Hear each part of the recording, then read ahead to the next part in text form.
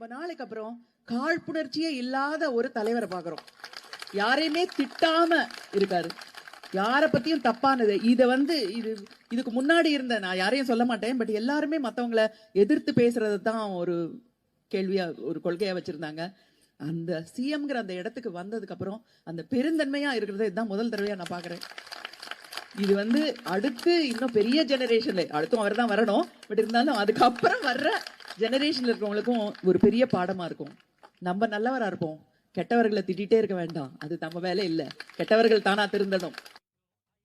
அவங்க குடும்பம்லாம் எப்படி 5 ரூபாய்க்கு பொழைப்பு இல்லாம வந்த குடும்பம் இன்னைக்கு 50 லட்சம் கோடி ரூபாய் சொத்து வச்சிருக்கிற குடும்பம். அது உண்மையா இல்லையா? இதெல்லாம் ஏறா குடும்பம். அதை என்ன இப்ப முதல்வர் விஜய் அவர் இருக்காரு, அவர் சம்பாரிச்சு கஷ்டப்பட்டு சம்பாரிச்சு தான் அவன் வந்தான். ஒன்னும் அவன் எடுத்துக்கலாம் ஓடி வரல. யாரையும் திருடிட்டு வந்தானா? கிடையாது.